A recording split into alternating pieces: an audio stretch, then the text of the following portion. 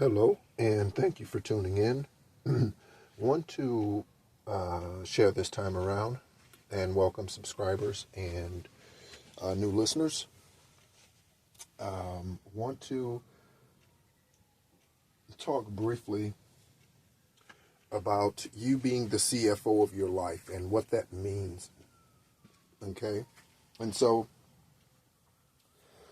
most of us who have worked in the, worked I was going to say in the adult industry. Where is that coming from? Someone work in the adult industry. But those who work in the civilian sector, those who work as adults, most of us are familiar with the acronym CFO, okay, which is Chief Financial Officer, okay, in the corporate world is what CFO stands for. It could stand for any number of other things, okay? It might be Chief Flight Officer. It might be it might be Chef Fernando Escobar. I don't know. Right? It could mean anything, right? But in this case, CFO, we're talking about the Chief Financial Officer, okay? And in the civilians or in the corporate world, we know this individual to be in a lot of cases outside or even over a VP of finance or CPA or what have you. This individual holds the top financial seat in a corporation typically. Okay? And so, let's read. I'm going to take from Indeed.com what it means to be in the natural a CFO. And then we'll take a look at our lives and see how these things relate. Okay? Again, this definition is very simple, and all I did was just Google CFO definition or meaning, and I just clicked on the first one that came up in the search, which again is Indeed. And so a CFO, or Chief Financial Officer, is responsible for overseeing a company's financial operations and making decisions based on the company's financial stability. Their duties include monitoring cash flow, meeting with the CEO, which is the Chief Executive Officer, often the president of the company. In some cases, in larger companies, they may not be. They may just be, they may be someone who's on the board or what have you. To discuss the best practices for company finances and coming up with strategic plans to improve their company's overall financial health. Okay? So, if you are the business, it was 3 minutes exactly when I looked down at the timer, at the video. So, if you are a business owner, if you are a small business owner, say you run something from your house, there's a good chance that you hold and wear all of the hats. Okay, so me as a business owner, I am the HR manager, I am the hiring manager, I am the firing manager, I am the processor, I am the overseer, I am the one who checks things, I am the janitor, I am the whatever it is that I need to be. Because I don't have employees, I am all of those things. Whatever I need to be in my company, I am all those things, right? So that may be you, right? So, in your life, you are the CFO, okay?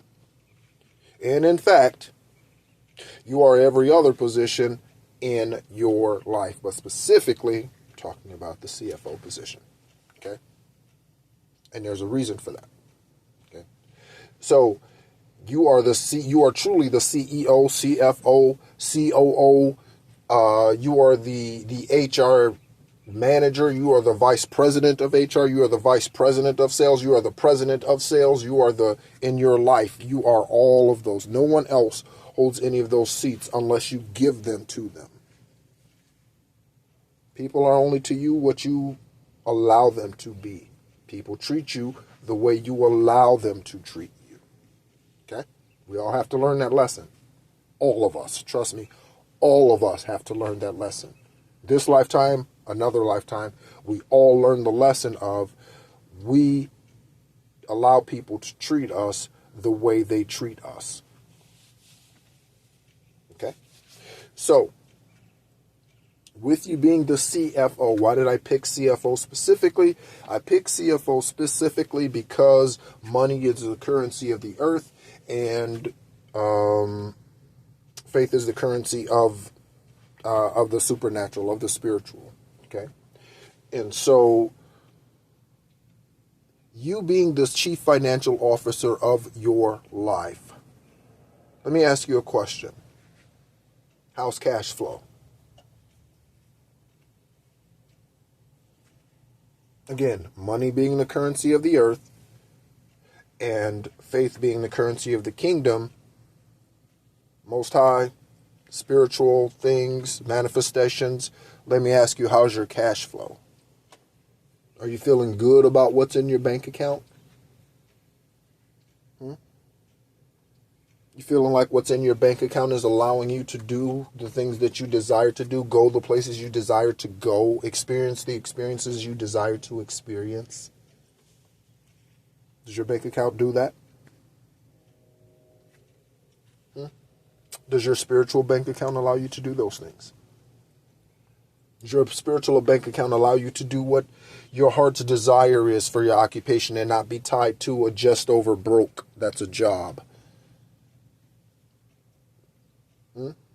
Does your spiritual bank account allow you the freedom to be who you truly desire to be? Does your spiritual bank account allow you to do that? Okay. So, in the natural, if the CFO deals with cash flow, okay, and the CFO meets with the CEO, in this case, let's say the CEO is your intuition, okay, your higher self, okay. The CFO in you, yourself, you're the one here that walks on the dirt, okay. Let's say that individual is the CFO, or that realm is the CFO. So the 3D is the CFO. You hearing the sirens, hear the plane overhead? You hear all of that? Hear all the confirmation?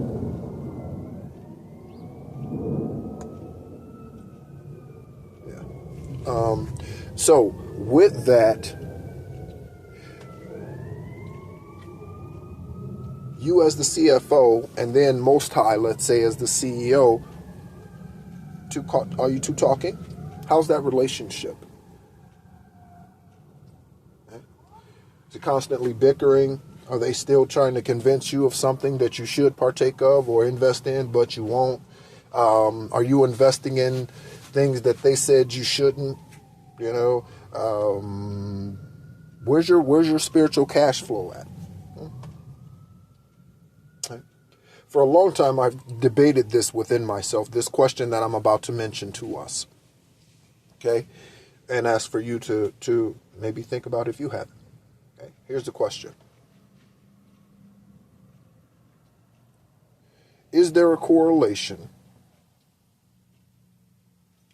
between your natural abundance and your spiritual abundance?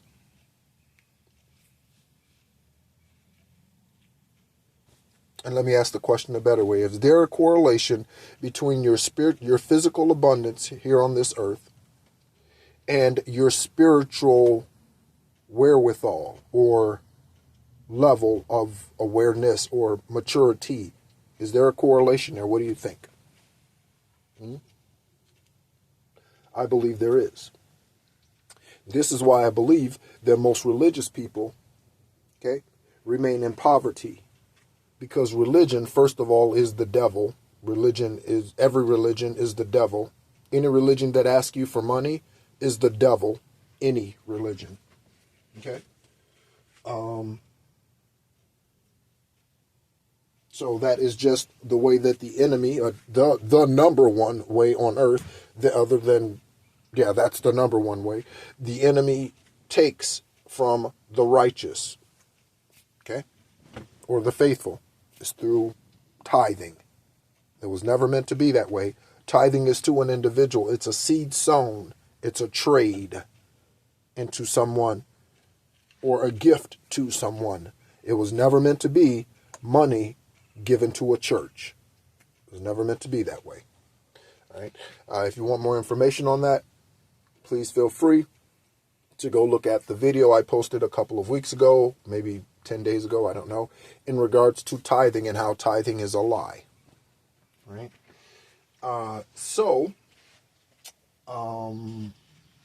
By the way, we recently passed 1 year. March 6th was 1 year on the platform. So thank you again so much to our 53 subscribers. That is an 8. I like it. Yeah, I appreciate your love, dedication, and good energy that you send me. Okay. So when we are the CFO, we have responsibility in the natural of the money, the abundance, and how that flows. In our spiritual life, we are the CFO, and we have the responsibility of the abundance and how it flows. Okay, as I mentioned a moment ago, religious people who are all about Jesus, never realizing that ascended master was pointing us to Most High Divine Source, Yahweh God, the entire time. He never said, pray to me. He never, ever, ever, ever, ever, ever, ever said that. And people wonder why shit don't get done in the name of Jesus. That's not what he meant when he said, whatsoever you ask in my name. That's not what he meant. He meant in truthfulness and genuineness and sincerity. Whatsoever you ask according to my trust, my faith, my generosity, my belief in you, my faith in you, whatsoever you ask according to that is what that means. It doesn't mean if you ask in the name of Jesus, then no. Again, it's another lie that man has told us. Okay? So, again, this channel here is to help us become more aware of the lies, especially over the last 400 years, that the church has told us. Okay? So it's not in the name of Jesus, just like using the Lord's name in vain is not saying, God damn it. That's not using the Lord's name in vain. Using the Lord's name in vain is saying, God told me to kill them when God didn't tell you to do that. That's using the Lord's name in vain. Okay? All right. So, you being responsible for your abundant flow, okay, that's all on you. You control those valves. You know, I'm thinking about, I remember I watched the movie Deepwater Horizon, and it's based on a true story, okay? And it's about the 2010 catastrophe, really, with the oil rig out in the ocean that exploded, and the pump blew up, and 11 people lost their lives and all of that. I think it was 11. And so in watching that, you know, and I've been on ships, Navy ships before, and, you know, they have these big old wheels that they use to open and close different valves and ports and all that sort of thing on these vessels, okay?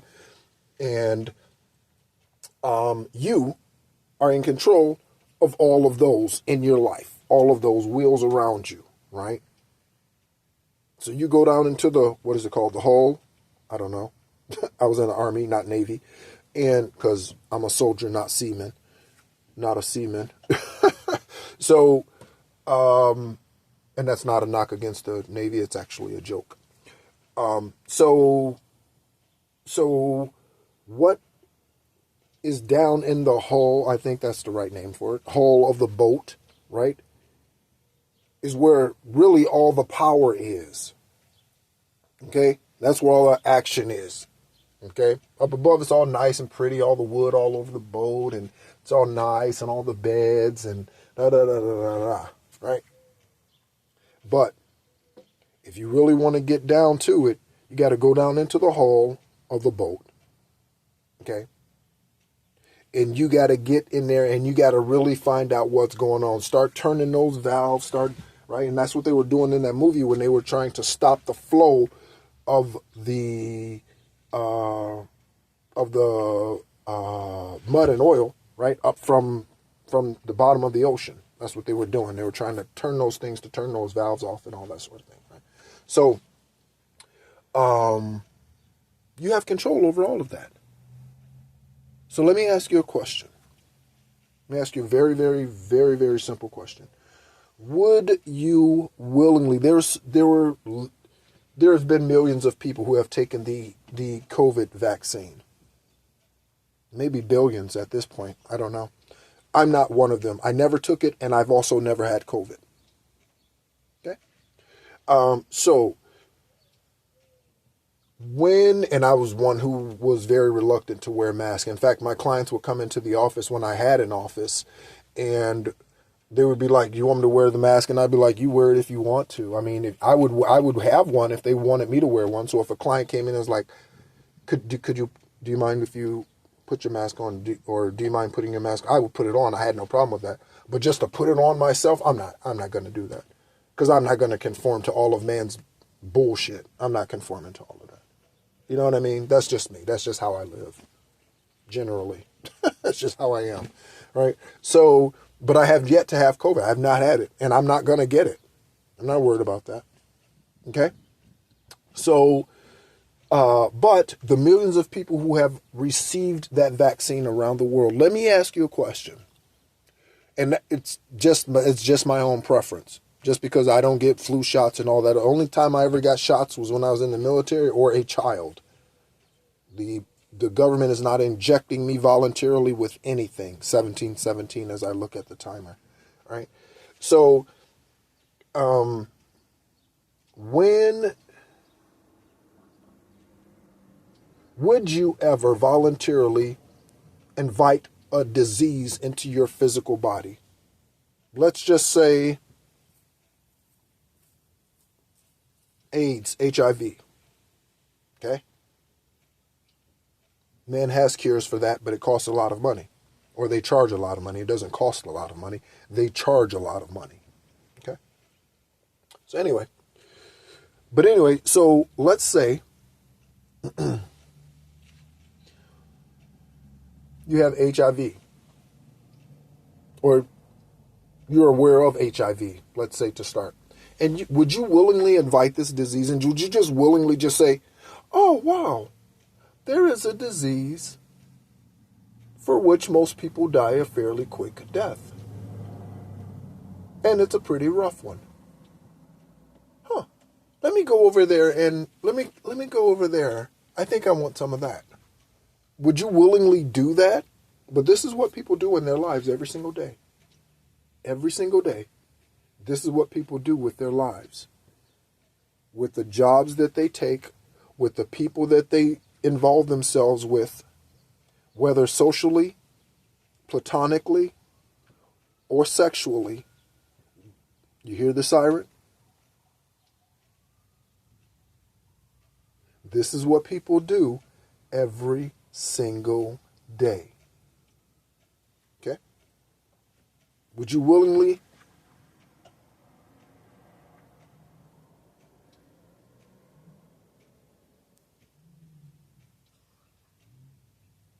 kiss someone on the mouth who had genital warts on their mouth? Would you willingly do that? But people make these choices, and I'm going extreme for a reason. People make these choices every single, or the equivalent, every single day. And so they are, as they shut off these valves on one side, they're closing off Dharma on one side, and then they're opening up another valve called karma on the other side.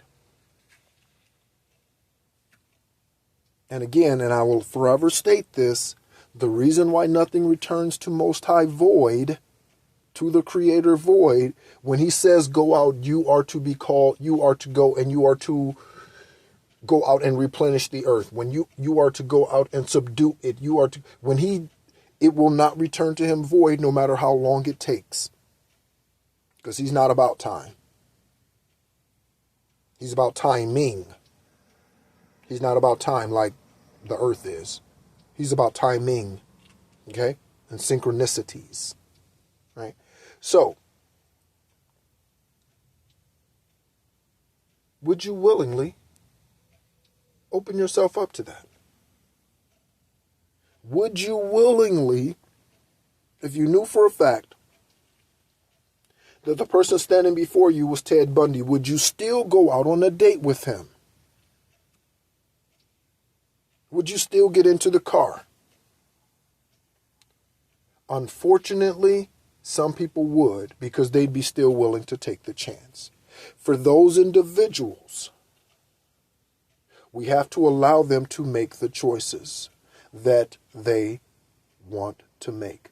Because as we are the craftsmen of our own lives, they are the craftsmen of their own lives. So our job, again, my job is not to convince you that the way that I live is correct.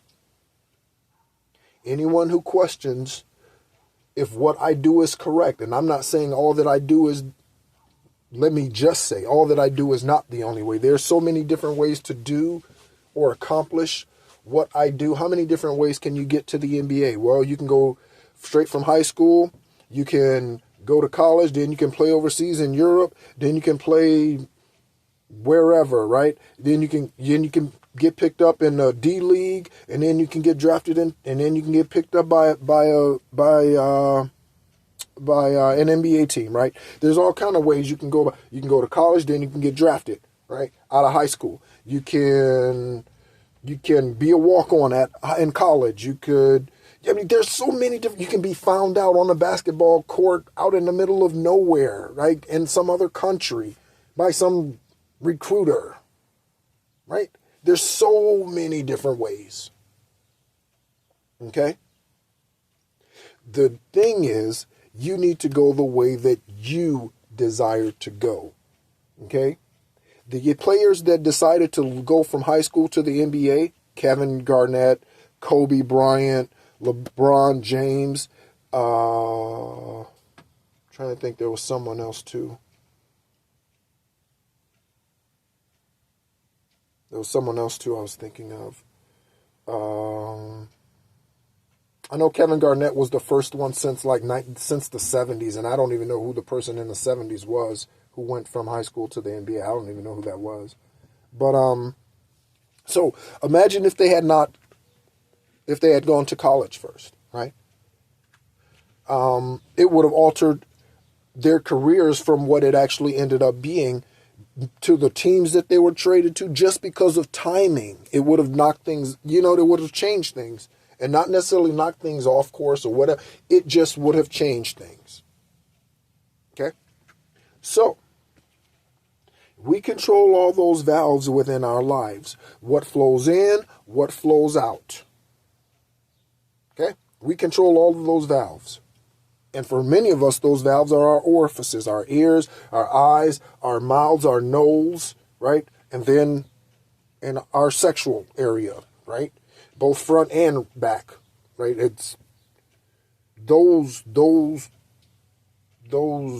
influences, okay, is really a lot of what gets man caught up, okay, in karmic situations and either unwilling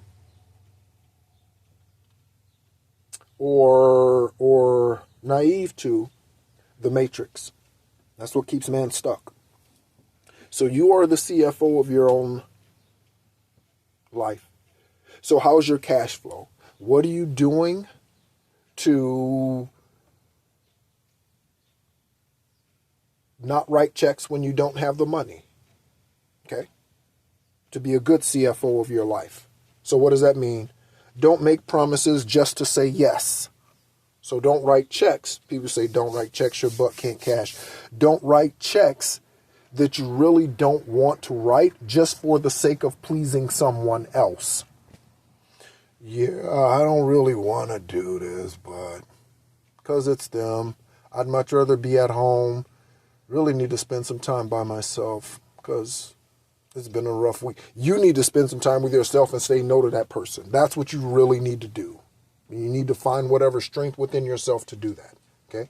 Stop writing checks when you don't have the cash in the bank. What's the cash? Your energy, your time, your awareness, right? Because whoever you spend time with, wherever you spend time, gets your attention, whether you realize that or not. Okay?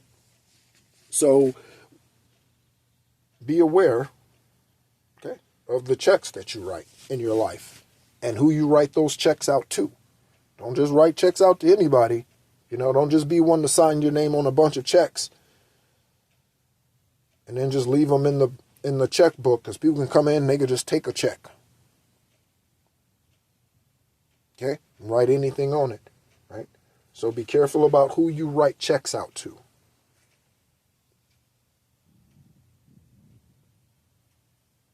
There's another siren. Okay?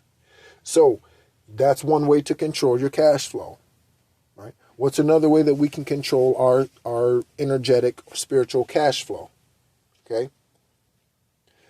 Take out the necessary time when the necessary time is calling out to you. Okay? Let's just take a 12-month period. In a 12-month period, there are numerous times that we are called to quiet our environment. Most people do not do that because most people are functioning so unconsciously that they don't recognize the whispers and sometimes the loud sirens that are sounding around them to stop, to slow down, to look up. Okay? One of the things that I remember learning when we learned to drive was to look up, not to look like directly in front of you, like at the end of the hood, but to look up in front of you. Okay, not drive looking at the road directly in front of the hood. Okay, but you need to drive looking up. Okay, and so you get a much better view when you're able to raise your head up, right? And that is pun intended. Raise your head up, right? Tupac said, keep your head up. Do that because it helps with your view as opposed to walking with your head down and just looking just at the nose, over the nose of the car. Raise your eyes up, raise your head up a little bit, and get a better view. Okay? Situation and the environment around you. And to do that, you need to take time out. So call a time out. Don't be afraid to do that. Call a time out. All right? And so, in life, I hope that your CEO is Most High. And I hope the CFO is you. I hope you've not designated anyone else to be your CFO. I hope you've not given any other position in your life to anyone else. Not even the custodial position. Okay? Don't even let anyone else take that position. You are the governor of your life. Not your spouse, not your job, not your business, not the government, not your state, not your I don't know, prime minister. I don't know, whatever countries, whatever country, dignitaries. No, none of them. Right? Not the president. No one. You and you alone hold every single position corresponding to the corporate world. So you're the president of your own life. You're the CFO of your own life. Okay? And what are you going to do with all of that responsibility? Because it's a lot. Today we're talking about the CFO. So again, I'm going to leave you with the question about how is your cash flow? spiritually. Thank you so much for tuning in. My name is Nehru. You've been tuned into The Encourager, and as always, be encouraged. Tune in again soon.